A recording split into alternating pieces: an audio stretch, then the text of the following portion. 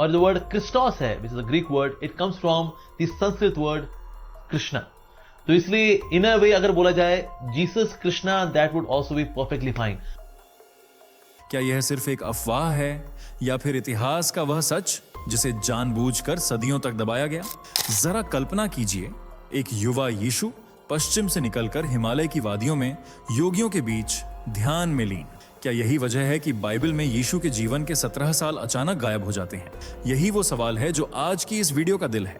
आज का कंटेंट किसी धर्म के खिलाफ नहीं, बल्कि उस छुपाए गए सच को सामने लाने के लिए है जो आपको झकझोर कर रख देगा। सोचिए, अगर यीशु भारत आए थे, अगर उन्होंने वेद, योग और कृष्ण की शिक्षाओं को समझा था, तो फिर इतिहास की किताबें इस पर चुप क्यों हैं? यही क्यूरियोसिटी गैप है, और यहीं से आपकी सोच की दिशा बदलने वाली है। एक पल के लिए आंखें बंद करिए और दृश्य बनाइए। सिल्क रूट से चलता हुआ एक साधक, हेमिस मठ की शांति, नाथ योगियों का ज्ञान, और फिर वही ज्ञान यरूशलेम की गलियों में उपदेश बनकर गूंजता हुआ। ये कोई फिल्मी कहानी नहीं, बल्कि उन तथ्यों की कड़ी है जिन्हें आप आगे एक एक करके देखेंगे। अगर आप इस वीडियो को अधूरा छोड़ देते हैं तो शायद आप उस जवाब से चूक जाएंगे जो यीशु कौन थे के सवाल को हमेशा के लिए नया मोड़ दे सकता है। अंत तक बने रहिए, क्योंकि आगे जो आने वाला है वह सिर्फ जानकारी नहीं, बल्कि एक इमीडिएट रिवॉर्ड है। वह सच जो जानने के बाद आप दुनिया और धर्म को पहले जैसा नहीं देख पाएंगे। चलिए दोस्तों, फटाफट कमेंट करके बताइए कि आप हमारी इस वीडियो को भारत के किस शहर या किस गांव से देख रहे हैं। हमें सच में जानना है कि फैक्ट मंत्रा परिवार देश के किन किन कोनों तक फैला हुआ है। और हाँ दोस्तों, अगर अभी तक आपने फैक्ट मंत्रा चैनल को सब्सक्राइब नहीं किया है तो अभी कर लीजिए, क्योंकि हम सनातन धर्म की आवाज को सिर्फ भारत ही नहीं, पूरी दुनिया तक पहुंचाने का काम कर रहे हैं। वीडियो को लाइक जरूर करें, क्योंकि आपका एक लाइक हमारा हौसला बढ़ाता है और हमें और भी दमदार, सच्चे और आंखें खोल देने वाले वीडियो आपके लिए लाने की ताकत देता है। तो देर किस बात की, कमेंट, लाइक और सब्सक्राइब तीनों कर दीजिए। और अब चलिए वीडियो में आगे बढ़ते हैं। क्यों ईसा मसीह को ईसा कृष्ण कहा जाता है? क्या ईसा सच में कृष्ण के भक्त थे? हिंदू पुराणों में ईसा के बारे में क्या कहा गया है? ईसा का भारत से क्या संबंध है? बाइबल में ईसा के जीवन के 17 सालों का जिक्र क्यों नहीं किया गया? क्या इन 17 सालों में जीसस भारत में रहकर हिंदू ज्ञान हासिल कर रहे थे?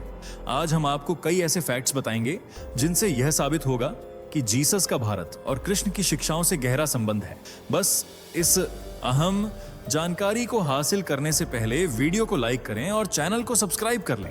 ईसाई धर्म या क्रिश्चियन रिलीजन, यह वह धर्म है जिसे आज दुनिया का सबसे बड़ा और मुख्य धर्म माना जाता है, और दुनिया की करीब 2 बिलियन से ज्यादा आबादी इसे फॉलो करती है। जिस तरह मुस्लिम धर्म में कई नबियों यानी प्रॉफिट्स का जिक्र है, हिंदू ग्रंथों में कई भगवानों का उल्लेख है, उसके उलट ईसाई धर्म में सिर्फ एक भगवान या कहें तो एक प्रॉफिट का कॉन्सेप्ट देखने को मिलता है, जिनके उपदेशों पर ईसाई धर्म टिका हुआ है। जीसस क्राइस्ट, जिन्हें प्यार से यीशु मसीह भी कहते हैं, इन्हीं के जीवन और शिक्षाओं पर ईसाई धर्म की नींव रखी गई है, और आज यीशु मसीह ही हर ईसाई के पालनकर्ता और कर्ता धर्ता माने जाते हैं। शुरुआत में यह धर्म सिर्फ कुछ लोगों तक सीमित था, लेकिन फिर फॉलोअर्स बढ़ाने की ऐसी होड़ मची कि ईसाई फॉलोअर्स ने दूर दराज देशों में भी ईसाई धर्म की शिक्षाओं का प्रचार प्रसार करना शुरू कर दिया। कुछ को पैसों का लालच देकर धर्म बदलने पर मजबूर किया गया, तो कुछ लोग जीसस के विचारों से प्रभावित होकर इस धर्म में शामिल हो गए। और इस सब का नतीजा यह हुआ कि आज ईसाई दुनिया की 33% आबादी के साथ ईसाई धर्म को सबसे बड़ा धर्म बनाते हैं। अमेरिका, यूरोप, अफ्रीका जैसे तमाम देशों के साथ साथ आज भारत में भी ईसाइयों की गिनती कुछ कम नहीं है। अतीत से लेकर वर्तमान तक धर्म परिवर्तन कर ईसाई बनाने का खेल जारी है, और इसमें सबसे अहम किरदार निभाया मैरी टेरेसा ने, जिन्हें मदर टेरेसा के नाम से भी जाना जाता है। बेशक कैथोलिक नन मदर टेरेसा ने मिशनरीज ऑफ चैरिटी के जरिए लोगों की मदद की, समाज की खूब सेवा की, लोगों को बीमारियों से बचाया, लेकिन इसी बीच उन्होंने कई लोगों को ईसाई भी बनाया, जिसके चलते उन्हें आज भी क्रिटिसाइज किया जाता है। अपनी समाज सेवा के जरिए मदर टेरेसा को भले ही शांति का नोबेल पुरस्कार मिला हो, लेकिन उनका नाम सुनते ही कई बार गदुस्से की ज्वाला भड़क जाती है, और वजह है धर्मांतरण। चाहे मदर टेरेसा हो या कोई और ईसाई फॉलोवर, कभी भी उन्होंने जीसस के 17 सालों का जिक्र नहीं किया है, न ही ये बात कबूल की है कि जीसस ने भारत आकर हिंदू ज्ञान की शिक्षा ली थी।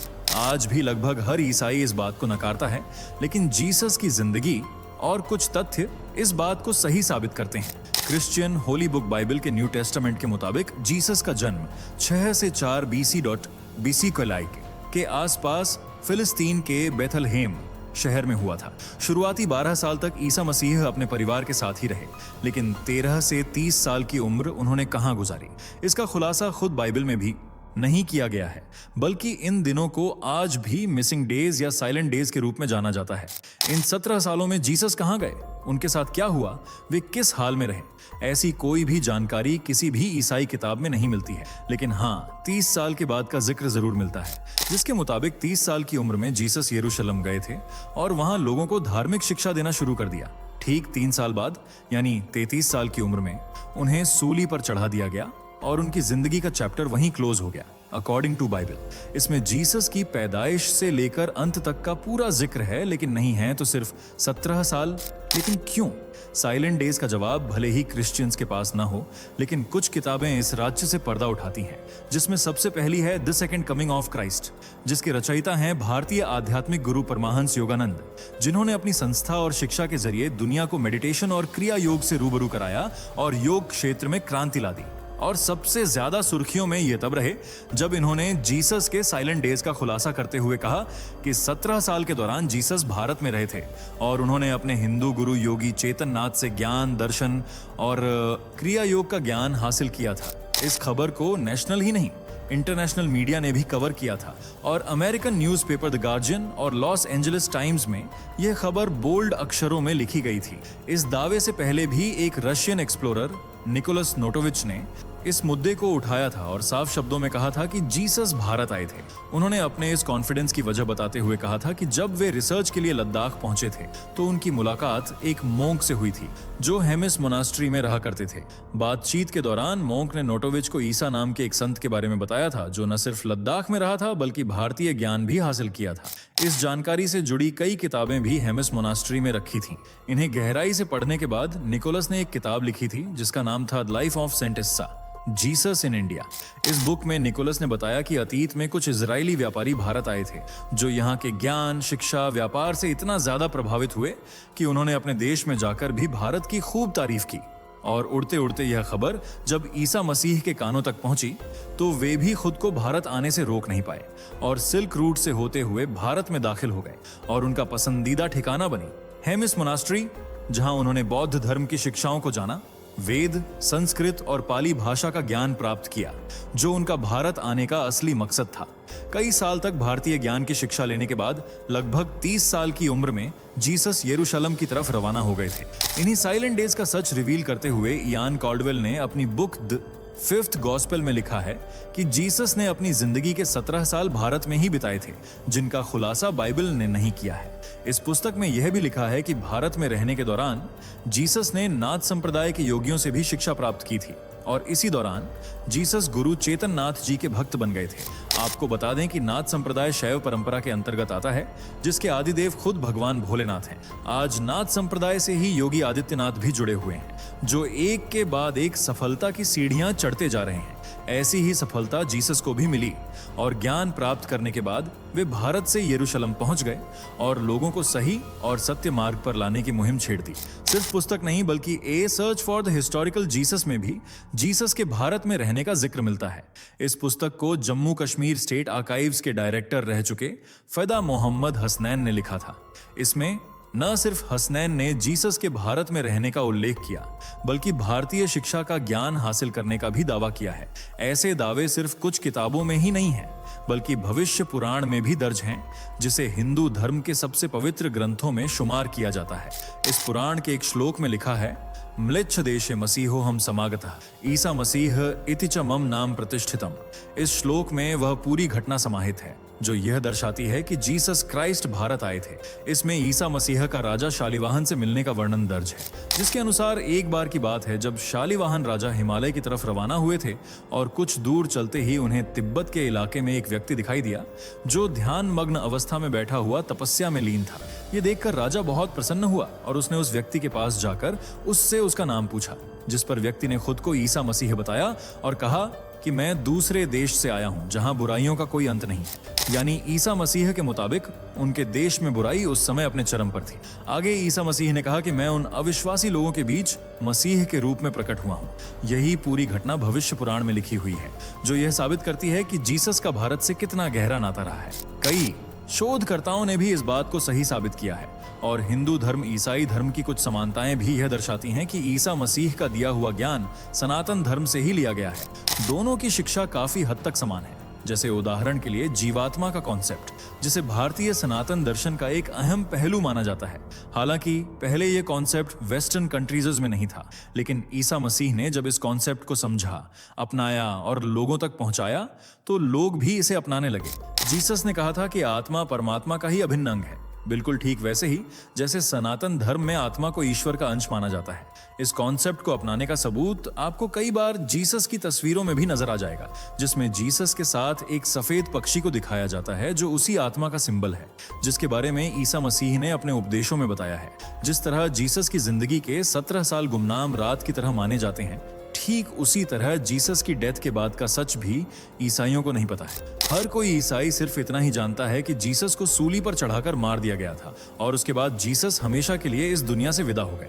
लेकिन ऐसा नहीं है, बल्कि जीसस ने तो अपने प्राण सहस्रार चक्र में चढ़ा लिए थे, जो कि समाधि का उच्च स्तर है। इस तरह वे मृत्यु को प्राप्त नहीं हुए थे, लेकिन फिर भी लोगों ने उन्हें दफना दिया। जब उनके गुरु चेतन नाथ ने ध्यान लगाकर अपने शिष्य का हाल जाना तो उन्हें जीसस की तकलीफ का एहसास हुआ और वे तुरंत हिमालय से निकलकर यरूशलेम पहुंच गए, जहां ईसा मसीह की कब्र बनाई गई थी। चेतन नाथ ने उनकी कब्र खोली और जीसस को बाहर निकाल लिया और शरीर पर मिले अनेक जख्मों पर मरहम लगाकर उन्हें ठीक किया और फिर जीसस को लेकर भारत आ गए। इस तरह जीसस एक बार फिर जीवित हो उठे और उन्होंने अपना बाकी का जीवन भारत में रहकर ही गुजारा। भारतीय शिक्षा के सहारे अपना समय व्यतीत किया और इसी दौरान ईसा मसीह ने अपना नाम बदल दिया और ईसा मसीह से ईसा नाथ कहलाए जाने लगे। कुछ समय बाद उनका परमात्मा से मिलने का समय आ गया और रिपोर्ट्स बताती हैं कि उन्होंने कश्मीर के पहलगाम में अपने प्राण त्याग दिए थे, जो भारत का ही हिस्सा है। यहीं पर ईसा मसीह का मकबरा भी बना हुआ है, जिसे रोजाबल के नाम से जाना जाता है। हालांकि कुछ लोग मानते हैं कि यह कब्र इस्लामिक उपदेशक हजरत यूजा आसिफ की है, लेकिन यहाँ मौजूद पैरों की छाप और कीलों के निशान ये बताते हैं कि यह कब्र ईसा मसीह की है, क्योंकि उनके पैरों में ही कीलें ठोकी गई थीं और उनकी कब्र हिंदू मान्यताओं के अनुसार पूर्व पश्चिम की तरफ बनी है, जैसे हिंदू संतों की होती हैं। द बाइबल इन इंडिया नाम की बुक में यह भी लिखा है कि भारत में रहने के दौरान जीसस जगन्नाथपुरी में भी रहे थे और कृष्ण के भक्त बन गए थे।